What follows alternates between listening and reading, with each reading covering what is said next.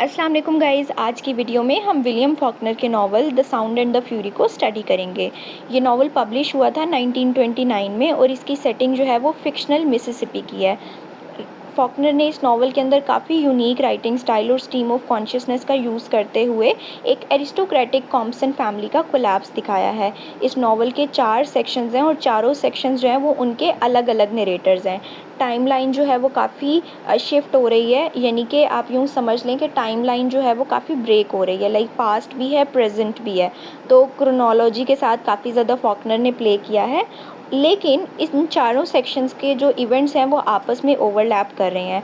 ये नावल जो है वो कैडी के कैरेक्टर के गिर्द रिवॉल्व करता है, बट आयरनी ये है कि ना तो कैडी का कैरेक्टर इस नावल का कोई नरेटर है, ना ही कैडी का कैरेक्टर इटसेल्फ नावल के अंदर अपीयर होगा। बेसिकली कैडी जो है वो कॉम्पसन फैमिली की डॉटर है और ये एक इलिजिटिमेट रिलेशनशिप में आ जाती है और फिर इसकी बाद में ये शादी कर लेती है किसी और से और इसकी बेटी होती है, बट बेटी पहले वाले इलिजिटिमेट रिलेशनशिप से होती है। सो जब फैमिली को पता चलता है, हस्बैंड को पता चलता है, तो इसको डाइवोर्स हो जाती है और ये अपनी बेटी जो है वो अपनी फैमिली में यानी कॉम्पसन फैमिली में छोड़कर खुद वहाँ से चली जाती है। ये एक बेसिक कैडी की स्टोरी है। कैडी का असल नाम कैडेंस है और ये निक नेम कैडी है। इसके टोटल 3 भाई हैं। अब हम आते हैं स्टोरी की तरफ। पहला सेक्शन अगर हम देखें तो वो बेंजी का सेक्शन है। बेंजी जो है वो बेंजामिन उसका फुल नेम है और बेंजी जो है वो उसका निक नेम है। आपको नॉवल में इसके लिए इडियट या लूनी का वर्ड मिलेगा। वो इसलिए मिलेगा बिकॉज इसकी जो है वो एक कॉग्निटिव डिसेबिलिटी है। वो है क्या वो बताया नहीं गया, लेकिन intellectually he is not well और ये जो है वो सही से फिर बोल नहीं पाता, लाइक और अपनी बात करने के लिए, एक्सप्रेस करने के लिए वो समटाइम्स मुंह से आवाज़ें निकालता है जैसे मोर्निंग वगैरह होती है। क्योंकि कॉग्निटिव डिसेबिलिटी है इसको, इस वजह से इसको टाइम सारा वक्त इसको जो है वो यानी जो पास्ट भी है या जो प्रेजेंट चल रहा है इसको लगता है सब कुछ ही प्रेजेंट हो रहा है। इसका सेक्शन जो है इसी वजह से सबसे ज़्यादा कंफ्यूजिंग है और काफ़ी रॉ सेक्शन भी है, काफ़ी कॉम्प्लेक्स भी है। सीन्स जो हैं वो जंप कर रहे हैं अक्रॉस 30 ईयर्स, लाइक अभी इसका सेक्शन स्टार्ट हो रहा है अप्रैल 7 1928 में और आप यहाँ से अगर 30 ईयर्स पहले चले जाएं तो 1898 से लेकर 1928 के जितने भी इवेंट्स हैं वो इसको याद आते हैं और विदाउट एनी वार्निंग याद आते हैं। यानी आप अगर रीड करेंगे तो आपको यूँ भी लगेगा कि ये तो सब प्रेजेंट में ही हो रहा है, बिकॉज बेंजी को ऐसा लग रहा है, लेकिन हम साथ में ईयर जब मेंशन कर देंगे तो हमें पता चल जाएगा कि नहीं, क्लियरली ये तो इस ईयर की बात है। नॉवल का फर्स्ट सीन स्टार्ट होता है कि बेंजी जो है वो अपनी केयर टेकर के साथ गोल्फ कोर्स में जा रहा है और वहाँ पे वो एक कॉइन ढूंढ रहे हैं जो उनसे खो गया था। वहाँ पे जाते हुए बेंजी जो है he got caught on a nail in a fence और इस वजह से इसको एक मोमेंट याद आता है काफ़ी पुराना। अब इसको क्या याद आता है कि 1902 का एक इवेंट है कि इसकी बहन कैडी जो है वो इसकी इसी तरह से एक फेंस में हेल्प करती है और अपनी बहन के गिर्द ये जो है वो काफ़ी ज़्यादा सेफ़ फील करता है। फिर इसे सेकंड इवेंट याद आता है 1912 और 1913 का, जिसमें ये ग्रेवयार्ड विज़िट कर रहा है और वहाँ पे इसके फादर और इसके भाई की कब्र है। क्योंकि ये एक गोल्फ कोर्स में खड़ा हुआ है तो वहाँ पे एक गोल्फर है अराउंड ही इसके आगे पीछे, तो वो कैडी करके ना आवाज़ लगाता है। इस साउंड से इसको अपनी बहन कैडी याद आ जाती है, यानी कैडेंस याद आ जाती है और फिर ये मेमोरीज़ में और पीछे चला जाता है और फिर इसको ज़्यादा बातें याद आती हैं। अब इसे क्या याद आ रहा है, इसे 1910 का इवेंट याद आ रहा है जब कैडी की शादी हुई थी और जब शादी करके कैडी चली जाती है तो बेंजी इज़ मिसिंग हर, मतलब इसको ये याद आ रहा है कि मैं अपनी बहन को मिस कर रहा हूँ। फिर 1911 का एक इवेंट है जब कैडी जो है वो घर छोड़ देती है, यानी जब इसकी डाइवोर्स हो जाती है और फिर ये अपनी बेटी को छोड़ के चली जाती है। तो इस वजह से क्या होता है कि बेंजी जो है वो अपसेट है। यहाँ 2 अपसेट और मिस से हमें ये पता चलता है कि बेंजी जो है अपनी बहन के साथ बहुत अटैच था। फिर इसे याद आता है 1898 का एक इवेंट जो इनकी ग्रैंड मदर का फनरल है और उसमें कैडी जो है वो उसका ड्रेस जो है वो अपना मडी कर लेती है और ये जो मेमोरी है ये नॉवल के अंदर अर्लीस्ट मेमोरी है। फिर हम आते हैं प्रेजेंट की तरफ, यानी बेंजी जो है वो अपने प्रेजेंट में खड़ा है और वो कैडी की डॉटर को देख रहा है। कैडी की डॉटर का नाम है मिस क्विंटन और अभी जो 1928 7 अप्रैल का दिन है, इस वक्त मिस क्विंटन जो है वो टोटल 17 ईयर्स की है, ठीक है। तो वो एक लड़के के साथ एक झूले पे है। तो जब बेंजी उसको देखता है तो बेंजी को याद आता है कि मेरी बहन भी इसी तरह से एक लड़के के साथ थी माजी में। तो इसे यूँ लगता है कि कैडी जो है वो मिस क्विंटन ही है, क्योंकि कॉग्निटिव डिसेबिलिटी है तो उसको कोई फ़र्क ही नहीं समझ आ रहा। फिर मिस क्विंटन इस पे चिल्लाती भी है और फिर इसे और मेमोरीज़ याद आती हैं। वो मेमोरीज़ क्या हैं कि बेंजी को याद आती है अपनी कैस्ट्रेशन, देन उसे याद आता है कि कैडी जो है वो उसने कैसे वो एक इलेजिटिमेट रिलेशनशिप में गई थी और कैसे फैमिली के अंदर सारी चीज़ें जो हैं वो चेंज हो गई। इस सेक्शन का एंड जो है वो यहाँ पे होता है कि कैडी बेंजी जो है वो सिर्फ अपनी बहन को याद कर रहा है, कैडी को, और वो ये सोच रहा है कि मैं उसके गिर्द कितना वो मुझे कंफर्ट फील कराती थी when I was a little boy. इस सेक्शन में हमें ये चीज़ पता चलती है कि ट्रॉमा जो है वो टाइम को फ्रीज़ कर सकता है, क्योंकि बेंजी के लिए हर चीज़ प्रेजेंट है, दैट मीन्स कि टाइम उसके लिए कभी आगे बढ़ा ही नहीं। जो पास्ट है वो भी प्रेजेंट है, तो प्रेजेंट तो ऑलरेडी प्रेजेंट है।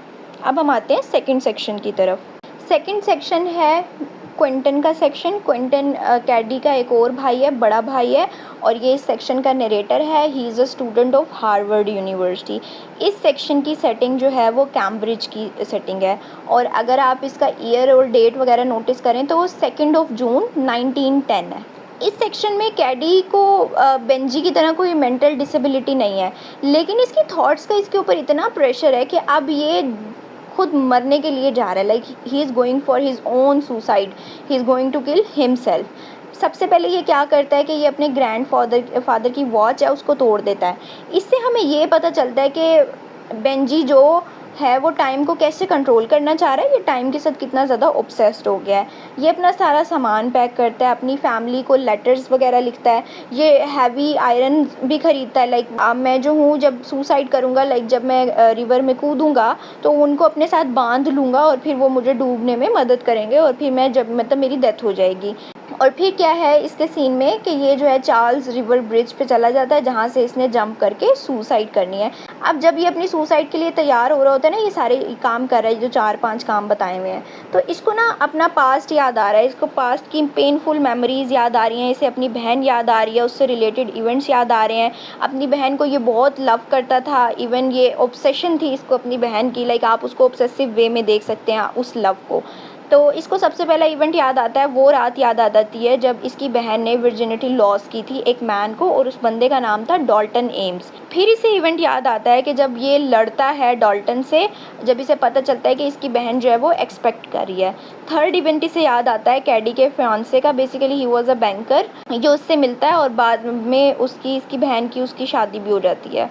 फिर फोर्थ इवेंट इसको याद आता है, और वो इसके फादर के साथ इसकी बड़ी इमोशनल सी कन्वर्सेशन है, जिसमें ये जो है वो एक्सेप्ट करता है और ये झूठ बोल रहा होता है, और ये कहता है कि मेरी बहन के साथ मेरा खुद का रिलेशनशिप था, और जो मेरी बहन जो एक्सपेक्ट कर रही है वो मेरी वजह से कर रही है। There was no Dalton Ames in the story, मैं था जिसने अपनी बहन के साथ रिलेशनशिप कायम किया है। बट ये सब वो सिर्फ इसलिए कर रहा होता है कि कैडी उसको प्रोटेक्ट कर रहा होता है, बट ऐसा हो तो नहीं पाता। अब इस सेक्शन में हमें ये पता चलता है कि मेमोरीज़ ने क्विंटन को उसके इंटेलेक्ट को बहुत ज़्यादा डिस्टर्ब कर दिया, और इसकी स्टोरी जो है वो एंड हो जाती है जब ये अपने कमरे से बाहर आ जाता है और वो अपनी डेथ की तरफ जा रहा है। तो हमें यहाँ पे एक और चीज़ हाईलाइट होती हुई नज़र आती है कि टॉक्सिक आइडियल्स होते हैं सोसाइटी के, ऑनर के, रेपुटेशन को लेकर, और किस तरह से आपकी जो मेमोरी होती है, आपके पास्ट इवेंट्स होते हैं, वो इतना ज़्यादा वेट रखते हैं कि वो आपसे कुछ भी करवा सकते हैं। अब अगर हम अपने थर्ड सेक्शन पे आएँ तो थर्ड सेक्शन का डेट है अप्रैल 6, 1928, और ये जो सेक्शन है ये बेंजी के सेक्शन से एक दिन पहले का सेक्शन है। बेंजी की डेट थी अप्रैल 7, इसकी डेट है अप्रैल 6, और ये जो है जेसन के पॉइंट ऑफ व्यू से बताया गया है। जेसन जो है वो ही is another brother of Caddy, और ये जो है ये सेक्शन काफ़ी आपको लीनियर दिखेगा, काफ़ी क्लियर है, स्ट्रेट फॉरवर्ड है, आपको समझ आएगा कि वो अपने दिन में क्या कर रहा है, और घर पे या फिर वो एक फार्म सप्लाई स्टोर पे काम करता होता है तो इसकी क्या रूटीन है। बेंजी और क्विंटन बस वो 2 सेक्शंस ऐसे हैं जिसमें टाइम का सबसे ज़्यादा प्ले है, मेमोरी के साथ बहुत ज़्यादा गेम खेली है फॉकनर ने। अब जेसन की स्टोरी का मेन फोकस क्या है, वो 17 साल की बच्ची नीस मिस क्विंटन, जो कि कैडी की बेटी है।